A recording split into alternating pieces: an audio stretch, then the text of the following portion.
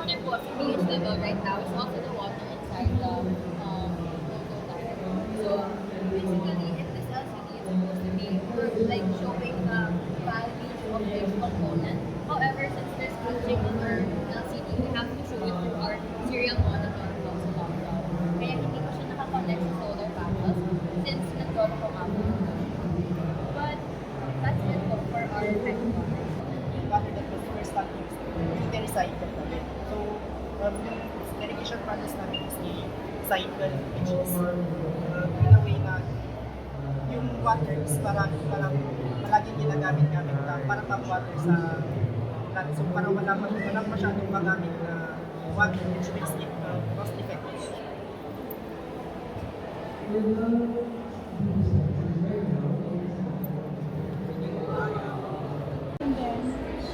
you need an explanation what this is? Arrow. So this one is a habitat, this one is a robot. Robot picks the animals up in the area of calamity. This is just the first version of the law. This is kind of unsafe for the animal. However, the second one is invented. That's why the animal can be. This one is a bit strangled. However, we've already fixed that problem. That one jumps on it's fine. So there's nothing to worry about the animal. And this has multiple sensors. This one is compass for navigation. This one is the light, indicate if you're positive. That holds the potential. So therefore, Whether it's an object or an animal. landscape. The one over here, we have two different sensors there. One over there is a temperature and humidity sensor. The other side is a smoke detector sensor. So to indicate if there's a fire. May certain cycle ba yung filter na dapat palitan din?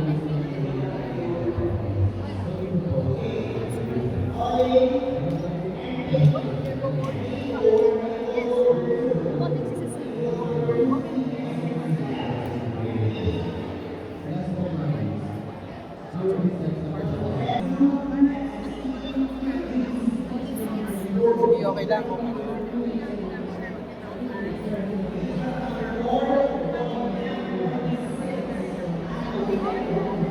Here's the illustration. So the water will be summed from the river. This is the flood.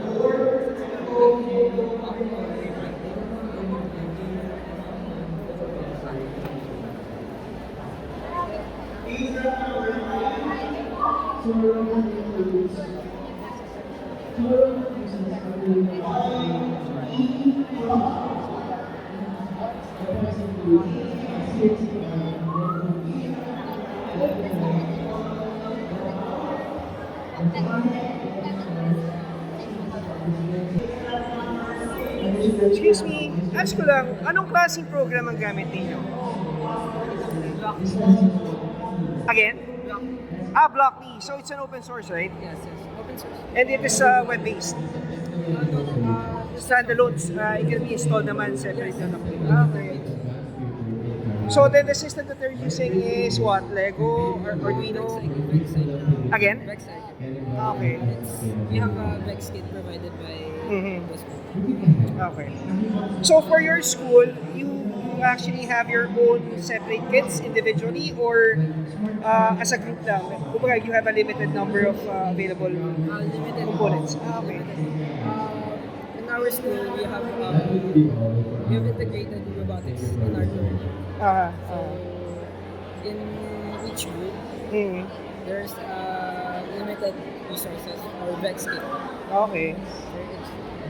Pero at that point naman, kaya naman yung supportahan for each group or for each project. So for example, on this part, this is a certain whole kit Yes, we na provided. Provided. Okay. Sige. So it's block. Sige. Thank you.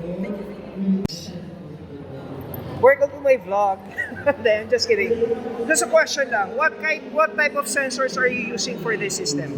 We use three different types of sensors. First is the capacitive soil moisture sensor. Next is the humidity sensor. And the third one is the water level sensor. So yun nasa ilalim. It's on the bottom part. But definitely it's running with Arduino. Yes. So ano yan? Arduino Uno or other Arduino? Arduino Uno. Okay.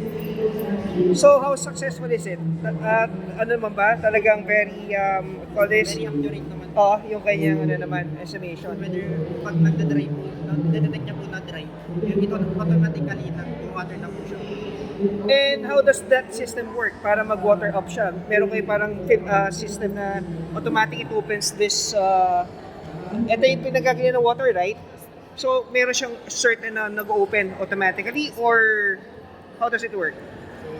This is our 3D model po. Mhm. First, what it does first is the soil moisture. It detects first whether the soil is dry or wet. If it's dry, then it starts to water using this DC motor pump. Ah, yun. So it sucks you have the a water pump. inside the water tank Okay. to water this one. So the water goes through here. Uh-huh. And then there's a mesh right here. So that excess water from here will go back to the water tank. And those excess water will be reused again to water the same plant. So may cycle. There's a cycle. Which makes it Okay. cost efficient. Ganda yung idea. I thought it was just to water the plant, but definitely meron parang cycling na nangyayari. Okay. And you're using this, ba't kayo merong serial Yan po natin? yung mga readings na po. So, Current yung readings. sa humidity po, if ever the humidity ID, so The temperature of the humidity is higher than 30. goes 30, there's an indicator here. So your indicator is an LED light. Ah, okay. Maganda rin ako ninyo, ha? If Yung it reaches idea, 30 po, mag-1 po. Mag-light up po siya. Mhm. Which means that the air is very hot or something like that. Oo. So the pool, the stem, the leaves needs to be watered or at least sprinkled. Ganda idea. Okay, sige. Thank you very much for those ideas, ha? And you're from what school again? It's... Union Christian College po. Oh, saan yun? San Fernando City, La Union. Ang layo! Dinayo niyo pa ng Metro Manila. Okay, sige. Thank you for your explanation, ha? Sige, thank you guys. Know that it's a cat, know that it's a dog, and it can for the blind because they don't have any benefits of having it. You know, like Thank you. so It's getting out. we haven't seen much of because it's just basically but we'll get to blind because can I offer you a opinion? Sure. What do we have here? So this is our project, Eyesight. This is more so catered for the blind. As you know, the blind can't tell how near or far an object is. Ah, okay, okay. Good idea. What the object is, right? So through these glasses, they actually contain haptic sensors. Oh, sorry, they contain ultrasonic sensors, which can detect how near or The far. distance, yes. Exactly. And that will relay the information into an Arduino board. And with the help of a speaker, it can give a haptic sound. And the closer you are to an object, the louder Actually, and the yeah, faster that sound sounds, becomes. yeah. Super similar to when you're backing up, right? You can hear that ding ding ding ding ding. Yes. Exactly. But It's then almost the same technique. Almost Okay. exactly. But then we wanted to add to that, and if you look at that module over there, that's that is for object identification. So using AI and using its training data, it can tell that this is a human, right? That's a dog. This is a cat, Oh, okay. right? And we want to integrate that into the glasses so that the blind person not only knows how near or far an object But is, also what the but object exactly is in front of it. what it is. So if it's a dog and it's nice and low, or if it's a human and it's someone you can even recognize, right? Yeah. Exactly. It's a good idea. Thank you so much. Congrats. It's a good one. But right now, you're using Arduino, right? What Yes, kind sir. of an Arduino are you using? Is it only Arduino Uno? What type of What kind of Arduino are you using? Arduino Uno. Is it Arduino Uno? Again? Ah, so it's a much more basic type of ano. Okay. And it will be much more compact. Yes. Sige, thank you. Thank you for that, guys.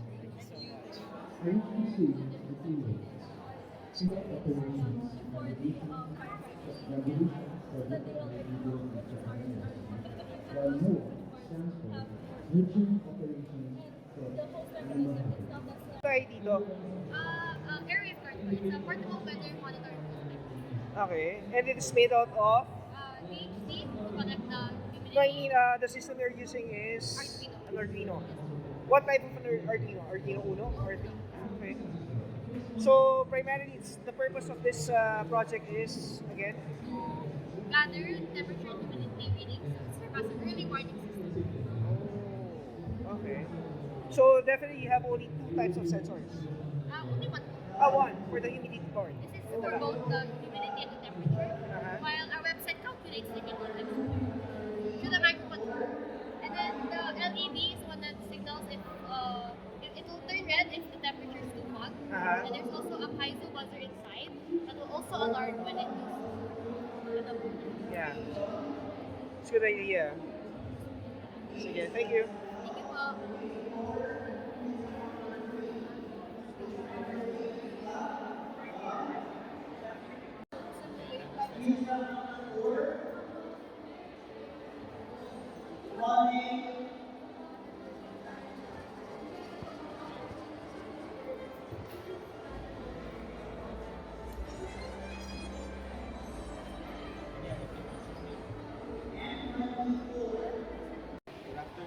Good afternoon.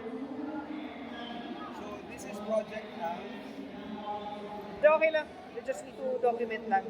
Okay lang. So it's made out of EV3 Lego. Okay. Do you want moving? Kung pwede, if it will be possible. Hello po, good afternoon po. Good afternoon.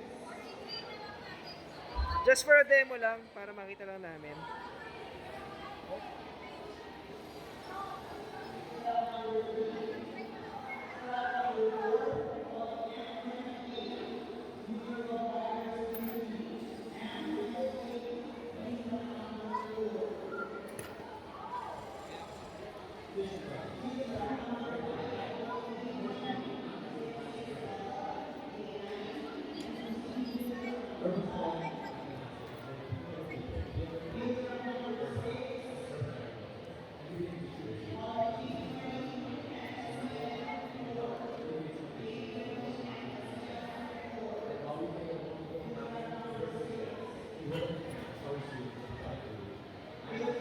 Okay, so punta siya sa conveyor.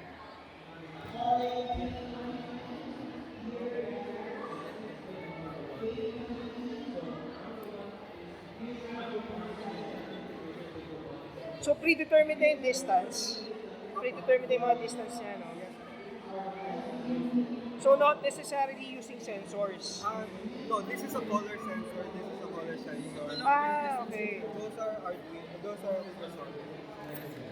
So it stops po when it detects green and then keeps going. May color recognition. Yes. Okay.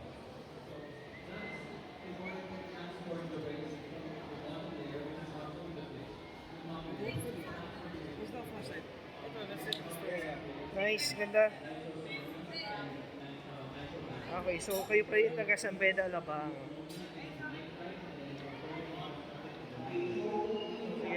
So that the robot will be able to make use of the kinetic energy from the flowing water to generate some electricity for the robot itself.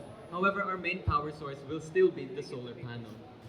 Once the water flows down from the upper layer, then the fish will be able to reuse the water while it's cleaned from all the... Through our sensor here, it shows the temperature and humidity of our water. And in the future, we're planning to integrate pH sensors and every other qualities of water that can be used to qualify the water. We also have integrated the water sensor, and if the water in the top box reaches a certain point, it is about to overflow, it will drain the water and it will go down until it reaches a safe level. We're also planning to integrate another water sensor in the bottom box so that it will be fully automated.